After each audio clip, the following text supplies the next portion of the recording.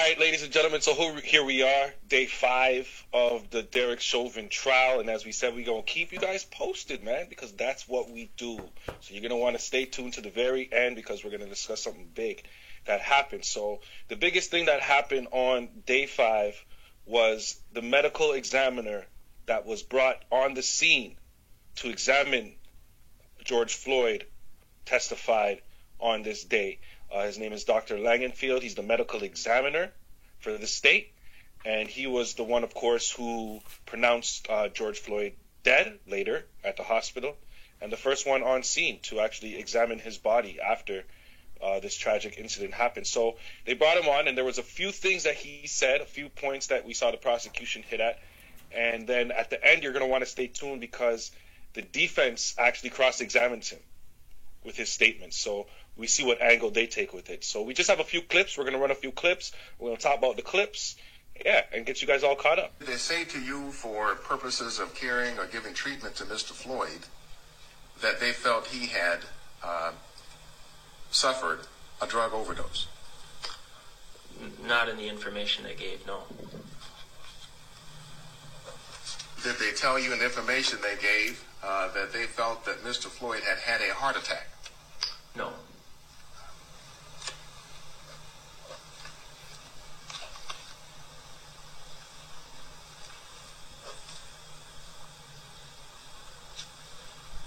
Courtrooms, man. Did you receive any information or indication from the paramedics when they brought Mr. Floyd in that anyone had attempted CPR on Mr. Floyd at the scene on May 25th, 2020? Overruled. I did not receive a report that Mr. Floyd had received bystander CPR, no. What has been revealed is that even after finding out that this man was no longer breathing, George Floyd, apparently not one person on that scene attempted CPR until that doctor arrived, until he arrived on scene after, right. Which is a big thing that they brought up, right? Of course, they're addressing this because the defense's entire case is that there was drugs involved and that there was a heart attack that happened. Mm-hmm. But Derek Chauvin would have had to have known about that at some point, right? Somebody would have had to have known about these things in advance, in order for it to be an issue or something that would have been cared about or acknowledged, even in the matter of fact, after, right? So they just wanted to highlight the fact that nobody had told the medical examiner that this guy was known for drugs or any of that. None of that had been brought up until the defense just made up this defense, right? So it goes on after they keep talking to him, and the second clip that we're going to play right now is actually bigger than the first clip, because the first clip's pretty big. The fact that nobody tried to resuscitate the man after they figured out that he wasn't breathing anymore. But the second clip that we're about to play right now is big. Watch this. Based on the history that was available to me, I felt that hypoxia was one of the more likely possibilities. And hypoxia as an explanation for his cardiac arrest, meaning oxygen insufficiency. The first medical examiner on the scene, his initial reaction was that this incident was caused due to a lack of oxygen. So the drugs, he might have had a heart attack. No, medical examiner saying, I don't see any heart attack happening. In my opinion, from my experience, which must be pretty good, right? He's the medical examiner for the state. It looked like it was hypoxia, which is oxygen deficiency in the system. So, the defense, of course, at this point has the burden of counteracting. You saw how they quickly tried to overrule when they asked if anybody tried to resuscitate George Floyd, right? You heard that quick. Yeah, right. Objection, quick, objection, quick. Because come on, that's a horrible question for the defense. It's a horrible question. Gotta tone up the voice. A horrible question, right? But the defense did come back and they stuck to their strategy, and this is the part that I'm pretty sure anybody who's been watching this has waited for. If you don't know what the defense came back with, this was their defense. This is what they came back with. We'll talk about it after. Correct. Hypoxia is the lack of oxygen to the brain, correct? Correct. And there are many things that cause hypoxia that would still be considered asphyxiation. Agreed? Correct. Drug use. Certain drugs can cause hypoxia. Agreed? Yes. Specifically fentanyl. That's correct. How about methamphetamine? It can. Combination of the two? Yes. All right. I mean, look, you want someone who has experience in the medical field. They got the homie for the entire state. He was there when it happened. Afterwards, he knows what's going on, right? And said it was lack of oxygen. That's why he died. Right. In the cross-examination, they did their job. Okay? Case in point, they're leaning heavy on the drugs, saying this is why he went. Okay, so lack of oxygen. Cool. You're saying this. Okay, we got to go with what you're saying because you're the guy. Is it possible that this drug could cause that? Yes. Hypoxia specifically, right? Because he named it hypoxia, so they got to focus on the hypoxia specifically, not the lack of oxygen, just that term right there. And he said also, is it possible both of them? Right. Yes. So basically, I don't want to say it discredits his testimony, but it can cause a reasonable doubt. Opens the door for other possibilities. Yeah. So he did his job. Which is still damning. Yeah, he did his job. And I'm sure they knew that going in, which is why they said this is going to be our defense. Right. Right. So as the case progresses, my pitch has switched. We definitely have a play because I'll let you know that a motion was filed to submit Derek Chauvin's body cam footage. And they're not going to submit all of it, but apparently there's parts of it that are, I don't know what the criteria is, but there's parts of it that are going to be allowed to be shown to the jury of his body cam footage. So I don't know, and this was the defense that made this motion. So I don't know what the play is, but there's a play upcoming here involving that body cam footage. Look, at the end of the day, we've seen what happened. The only difference is we're gonna get it from a POV. You know what I mean? I don't know if that's going to change. Yeah, like there has to be a reason why they're doing that. Viewing public, you've seen the footage, right? We thought there was two easy free throws. Nope. At the beginning, it looked like the prosecution had him. It looked like it had him, man. And he missed both of them. It was basically Zanta back at the free throw line. Let me know what you guys think, man. Like I said, that was good. I don't know what else to say. He did not cross-examine that lieutenant, by the way. Just to update anybody who was watching our last video, they chose not to cross-examine that lieutenant. Makes sense. One question for the coach. What up? Are we gonna get a Drake Rick Ross album? Are we gonna get that? What I'm gonna tell you is after our latest, release, his incredible project he released, Lemon Pepper Freestyle, we had that conversation. Okay. And it's most definitely under serious consideration. Yes. Real talk. Yeah. Okay. So yes, I would love to see a Rick Ross and Drake collaborative album. That would be amazing. That would be super dope. I would want to see that album more than Drake and Lil Wayne. I would want to see that album more than Drake and Jay-Z. I'd want to see that, just whoever you want to pair them with. I think Rick Ross and Drake, when they work together, they make really, really good music. Really they do. Drake hasn't done a collaborative album with anyone. Except for Future. Well, yeah, but he ain't really a rapper. Some people call him a rapper, but fine, Future, okay. But like, I would think that, like anybody else, that rapper would be Wayne. Like I would think that it would be Wayne. But I have to be honest with you.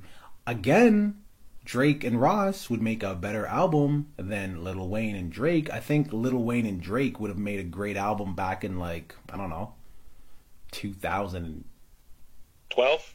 Yeah, that was the number. 2012. That was the number. Is that what you're gonna say? Yeah, that was the number. Yeah. But not Wayne today. Wayne is still dope, but not Wayne today. Ross is definitely the way to go. Now, with that being said, is this gonna happen? No. Oh, you really don't think this is gonna happen? I think it's gonna happen. I think Rick Ross is this trying to get some buzz? Yeah, I think Rick Ross is freaking Vince McMahon in this situation. He's just promoting. Hey, this is not happening. Kind of helping Drake out, get a little. No, it's helping him out. What are you talking about? CLB hasn't dropped yet, so you know what I'm saying. Sure. Okay. Okay. All right. Fine. But this is more helping Ross out. 100%. Yeah, for sure. 100%. For sure. 100%. Would love it to happen. Think it would be amazing. No, come on, man. You can't just crush it like that, bro. You can't just crush it like that. Like, we all know that you're Cleo's younger nephew. We all know that. We know this. Yeah, we know. So you have the ability to predict the future at times. Bloodfire. Okay, I don't even know what that means. But anyways, that was scary. But I would love to see this. I would love to see this. I really hope it's going to happen. I hope Rick Ross isn't the type to talk about serious consideration about something that he's not seriously considering. I hope that it's under serious consideration, because when Drake and Ross get on a track, let's see, how can I get... It's like, okay, in boxing, I know everybody's going to know these two names. It's Ali and it's Tyson. Just in their styles. I'm not calling them the two greatest rappers. Relax. I'm just saying in their styles. Ali was more rope-a-dope. I'm going to lean back. I'm going to be smooth with it. I'm going to give you a little footsie dance here and there, but I'm going to stay calm. And that's Ross. And then Mike Tyson is just one round, one punch, boom, knockout. That's Drake. When these two, imagine those two combining in a tag team match in like a wrestling in a WWE or something like that, or you know what I mean? For me, it's something like that. It's something different because he brings out something in Drake that no other rapper brings out in Drake. I feel like Drake. There's certain rappers when he touches a track with them, he feels the pressure of real elevation. Not just like I got to make this catchy, but lyrically. I really need to be saying something on this track. There's two rappers I noticed that with when he's on tracks with them. It's 2 Chainz and it's Rick Ross. I actually think it's the opposite. I think that Drake is the one who puts the pressure on Ross. But that's besides the point. We're saying the same thing. That they both would make an amazing album. And I want it. I do. I love it. Aston Martin Music. That's my joint. I think it's gonna happen. I don't think it'll happen anytime soon. But I mean, if there's a part in this year or next year, we're saying hold on for a second. You just said the main thing, which proves my point as to why it won't happen. You don't think it's gonna happen anytime soon. Tell me. CLB has to drop first. Okay. And then that's got to run, and we all know Drake albums run for like a year. Okay. Or a year and a half, or something like that. Okay. All right. So but then, eventually the run's gonna die down. So in other words, you're not gonna cut me off, no. And when it does, that Ross Drake album or collab is about to drop. Woo! So in other words, what you're saying is one of the most featuring Rihanna and A$AP Rocky. So hold on, so one of the most consistent rappers, the most hottest rappers ever. Rick Ross, yep. No, Drake needs to cool off for this album to happen. This is what you're saying to me. Yeah, he had a cool off period. Every time you see, the thing with Drake is that you don't even notice his cool off periods, because what he does is he finds other artists and he hops on their tracks. And Drake will go through a run of just nothing but features for a long time. So how does that mean he's cooling off? No, but what I'm saying is that there's always a period where he has a cool off. Usually he fills that in with the features and the DJ Khaled tracks. Instead of doing that, one time he did fill in that little dark space with the little joint that he did with Future. So I'm just saying, there's going to be that little space, man. There's going to be that little gap. I'm telling you this right now. So, okay, look. You know that song? I'm Cleo's nephew. Look, you know that song Scream with Janet Jackson and Michael Jackson? Yeah. You know the song, right? Okay. So that's like the only song they have together. And Mike wanted to do a song with Janet from Time, obviously, brother and sister, right? Let me help you shine. Janet said no. Janet said, I need to get like you before we can do a song together. And Mike respected 100%. That, and the song Forever is a classic because of that. 100%. So what I'm saying is, Rick Ross has been quiet Rick Ross needs to get like, not even Drake, he just needs to get like Rick Ross again. Before this is what I'm saying. So you want CLB to run, to go, which could run for like a year. Drake's gonna stay hot doing features. But then in the midst of Drake sizzling, because he's been sizzling, he's just gonna pick Rick Ross's chilling on the sideline ass up and do an album just to be like, Ross, the man did it with Future. The man did it with Future, so it's not like it can't happen. All I'm saying is it can happen. This is Drake. He doesn't need to do a collab album, you know. But yes. if I saw one, this is obvious. Obviously, he doesn't need to, but you have to understand, Rick Ross doesn't need to do a collab album either. Yes, he does. I don't know. No, he doesn't. I don't know which Rick Ross. You must be talking about the Rick Ross, the gangster right now, who doesn't really have the money that he used to. Because Rick Ross, the rapper, is not struggling Who right said now. anything about struggling? I'm talking about just relevancy. He doesn't. But see, the thing about it is that when he's the type of rapper, he's like an Usher at this point. You know what I mean? If Usher was to drop an album, even though I haven't heard an Usher song in a few years, that album is gonna sell because there's people that have grown up on that love that shit, that want to hear that vibe, that kickback vibe. And it's the same thing with Rick Ross. There's no rappers out here on a vibe that Rick Ross is giving you. That grown boss vibe. You know what I'm saying? And he's not somebody dropping all the time, no, but when he does drop, it's not like it's going out of space with these 20-year-olds, but it's banging. Like he's saying a lot of shit on his albums. I'm not saying his albums aren't dope. No, but they sell too is also what I'm saying. They sell too. He's still relevant when he wants to be. Hold on. Let's have a look at that theory. Yeah, let's look at his last album that came out in 2019, Port of Miami 2. There was a time when these rappers, they take their best album ever and they make a part 2. Just off the fact that they're calling it the part 2, that should just help the sale right off the bat. Mm-hmm. So let's have a look at Port of Miami part 2, which is an ode to his very first album. Let's see what that did. And he sold 80,000 units. In the first week? No. Just 80,000 units. Let's look at Trilla. The album was certified gold by the RIAA. To date, the album sold 700,000 copies. You can't 80,000. do that. Sure. Okay, Jay-Z. What album do you think sold more, 444 or Reasonable Doubt? Jay-Z has gone platinum every single time he's put an album But out. what album do you think sold more, his first album or his last album? His last one. You need to check the numbers on that too, because I'm guaranteeing you Reasonable Doubt. Reasonable Doubt literally just went platinum. What are you talking about? It outsold 444. It did not. And the album came out in 1996. As of 2006, the album has sold 1.5 million copies. So platinum. On July 5th, 2017, the album was certified platinum for over 1 million unit sales. The album was certified only a week after its release. So in other words... I forgot about Tidal. I forgot how he released that album too. It was on the Samsung phone. No, that was not that album. That was Magna Carta Holy Grail. Okay. So the point is that I was trying to make is who needs this album more as far as relevancy? Rick Ross. Would the album be great? Yes. Would I stream the hell out of it? Absolutely. I just don't see it happening unless Rick Ross steps his game up. He's got to make some noise. This is just like, man, I see you out there struggling musically. Let me help you out. This is what I see. I feel like him and Drake are actually boys, and Drake has the respect level. This is how I feel why it will get made. I feel like Drake just has the respect level to the point where he will make it. He doesn't care about that type of stuff when it comes to Rick Ross, because at the end of the day, you think about who has one of the rappers that has the most amount of features with Drake is Rick Ross. He keeps putting him on his albums. That's for a reason. For sure. So that's why I say that this could possibly happen over a lot of other people that I've heard mention when they talk about collab albums with Drake. So you know what I've always done when I want to hear a collab album with Drake?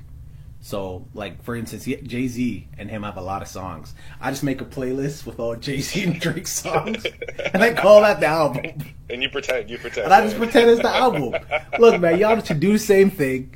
Go through their catalogs, look for all their songs, make a playlist. There's your album. Viewing public, what are your thoughts? Do you think this is going to happen? I do not. Do I want it to happen? Yes, I do.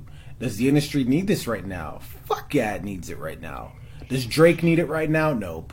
Does Rick Ross need it right now? Yes.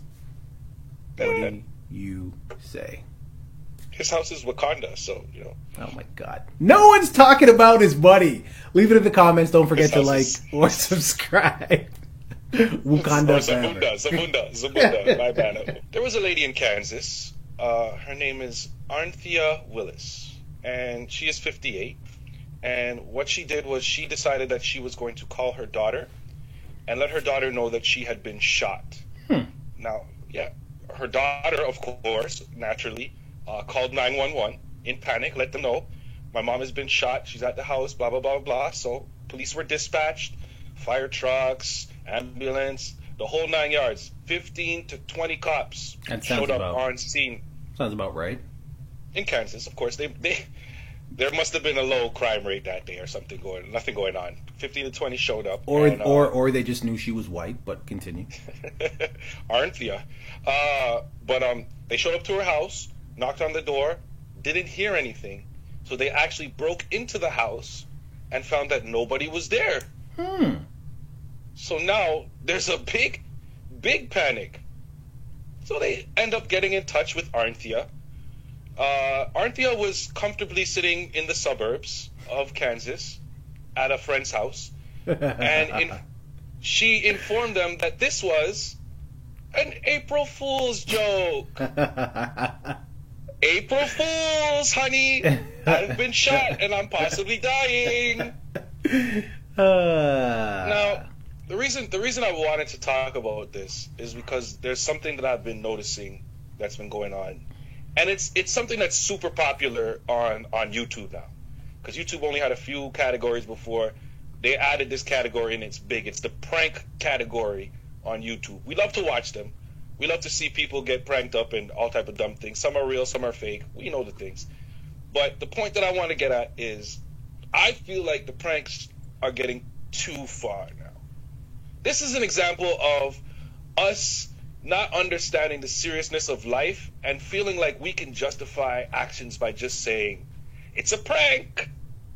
And then that's the end of it. I was watching a YouTube video, and I'm not going to name who these people are. If you know the video, you know the video. But it's a couple, one of the YouTube couples and one of the YouTube prank couples.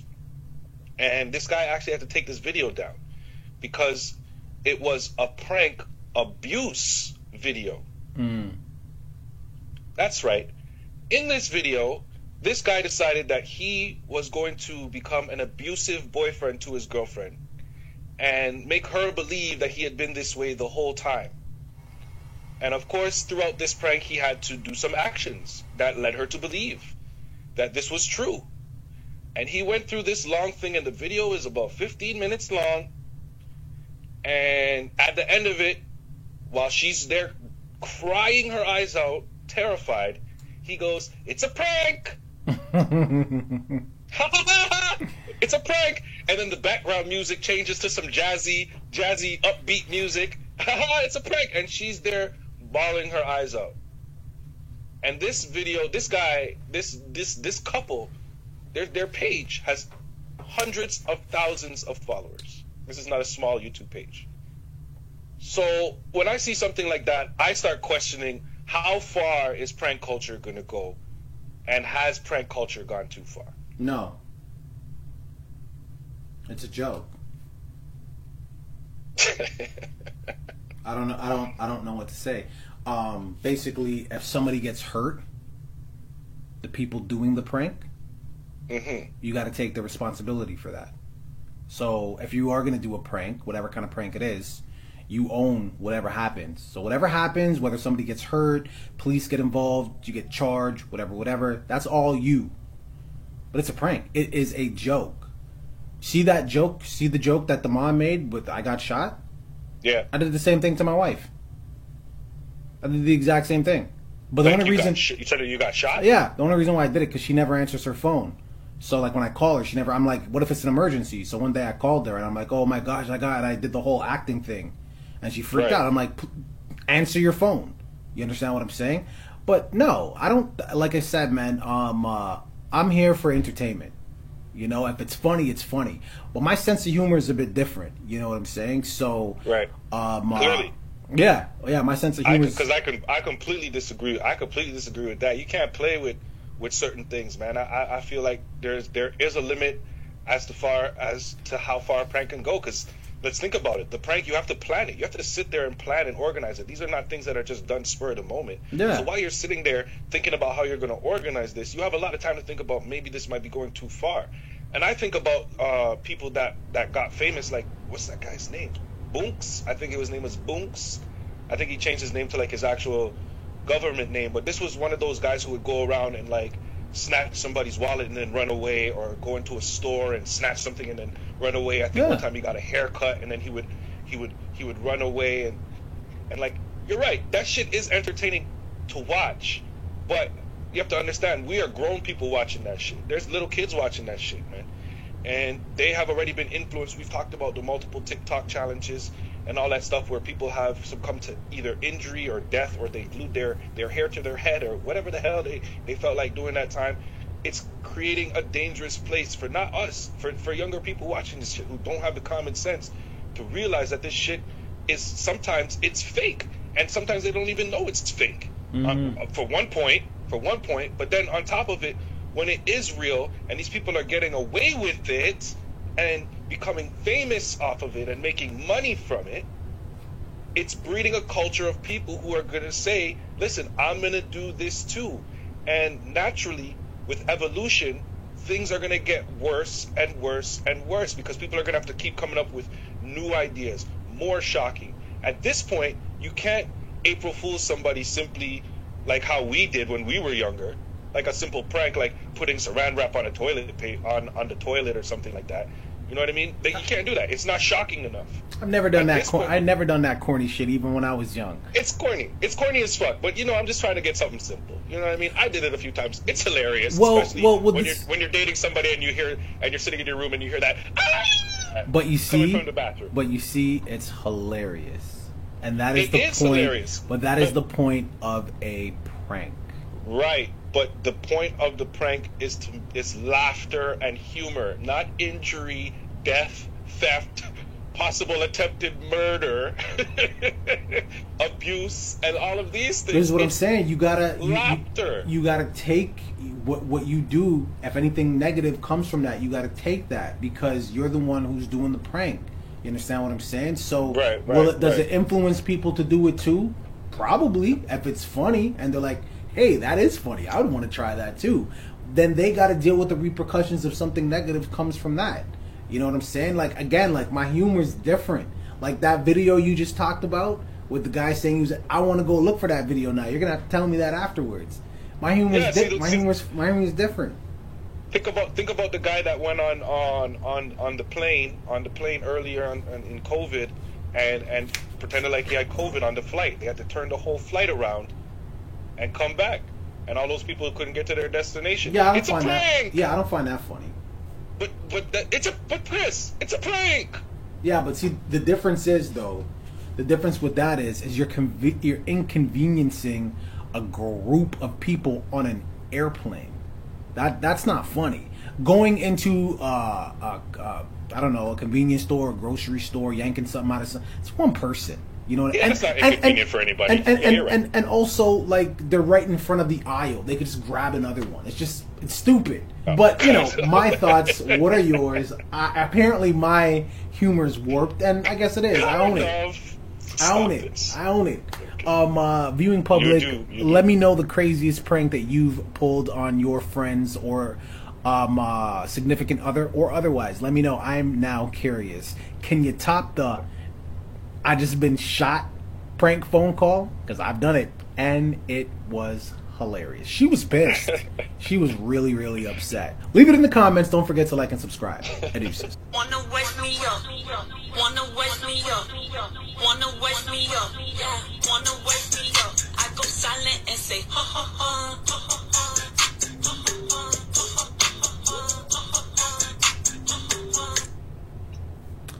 Iggy Azalea. Let's talk about what she talking about. Iggy went on Twitter, I guess it was her Instagram, and she just basically started posting a whole bunch of thirsty people trying to hit her up in her DMs. And I gotta read some of these. So a whole lot of check marks. Yeah, a whole lot of verified accounts. So a lot of messages came from verified accounts, some with more than 25 million followers. And she obviously blocked out some of the names, but some of the messages are actually kind of funny. So somebody said, and this account had 9 million followers, offered to pay 15 grand for a FaceTime conversation. One user with over 27 million followers told Iggy they wanted to kiss the inside of her asshole. Okay. All right. That's very specific. Yeah, so she said, she's like, hey, this isn't me showing off my DMs. It's just me clowning the crazy, gross, desperate DMs I get for a giggle, because girls often do that on TikTok, laughing my ass off. So again, trends, right? The joke as to what we're saying. I think it's hilarious. You know, I think it's really funny. And what's also even more funny is Iggy's attractive. She's attractive, but I feel like when she came out up until now, people don't really give her those kind of roses. You know what I mean? Like, they don't really. I feel like they don't really talk about her in that way. Iggy Azalea's hot. Yeah. It's her personality, man. It's her personality that doesn't make her as attractive to a lot of people, because she at the very beginning of her career came off as somebody who couldn't handle criticism. Oh yeah, I forgot about that. Right? She came out like she couldn't handle criticism, and she comes back bitching and complaining, and she causes problems. She apparently got a star status head. You know what I mean? Before she actually reached that level, so she was kind of moving kind of those ways. So there's things that she's done that have kind of allowed people to brand her with that. That's why you don't see her in that baddie category. Yeah. Even though she is very attractive. So where's your DM? Listen, I'm glad she only showed people with over 1 million and not anybody with like over like a few 100,000 like myself, because then you probably would have seen mine, you know. And I'm waiting on my check mark. It's supposed to come soon, so maybe that's why too. But I'm glad she didn't show mine. They would have been. Maybe because she responded too. I mean, there's a whole lot of reasons that I could go over. There are so many lies in that one run-on sentence. I don't know where to start. I don't even know what you're talking about. I said what I said. I hear no lies. Yo, what would you do? No, if you had the opportunity. What would I? I mean, I did it. You want to hear about the conversation that we had? Yeah, go ahead, please share. All right, cool. Well, I said, yo, Iggy, what's squad? No, that's not what I typed in first. I just pretty much, she released a new song, so I was just like, yo, Iggy, I'm really feeling your new song. I've been a fan for a while. And then I kind of just, her exes, you know what I mean? I kind of pulled a Taylor Swift. And she was like, oh, thank you very much for the comment. And I was like, oh, you're welcome. And, you know, after that, it was love. I mean, what else could I say? What else do I need to tell you? If the feelings weren't clear based on that response, because I don't have nothing else for you, bro. I don't have nothing else for you, man. Sorry. You sound like Derek Chauvin's defense team. I tried so hard not to laugh, but that is so fucking rude. That is so fucking rude right there. Yeah, so it's a true love story, and you don't want to hear it. Yo, Iggy Azalea, man. She's living her best life. She's single, and she's a MILF. Right? So, how about this, though, Iggy? Why don't you put on some good music? As a matter of fact, hold on for a second. Scratch that. Stop. Don't make music at all. She should just be a personality. Like, when COVID starts freeing up and things like that, and they start really filming heavy, they need to get Iggy Azalea, or at least give her the opportunity to become a reality star, because, I'm sorry, the music's trash. Like, that's it. I would when Iggy and J-Lo did that song Booty. To this day, right. I've not heard that song. I've seen the video 100 times. Yeah. I just watched the video with the sound off. But oh man, how you gonna talk about my girl like that? Bro? The music is absolutely trash. Like, it is. I gotta go. This music will literally give you AIDS in the ear. Right? Like, it is the equivalent. Listen, baby, Iggy, I'm not backing up. I just got to do this for the show, all right? So when you come home later tonight, please don't get at me, please. All right, thank you. This guy's going crazy on my girl just in front of everybody like this. Like, I don't even know what's going on. Anyways, viewing public, if you had the opportunity to have a one-on-one with Iggy Azalea, could you outgross this guy over here? Could you outgross him? I don't know. It's possible. But, leave it in the comments. Don't forget to like and subscribe. And Iggy y'all. Deuces. Thank you guys so much for watching that video. Don't forget to comment, like, and subscribe.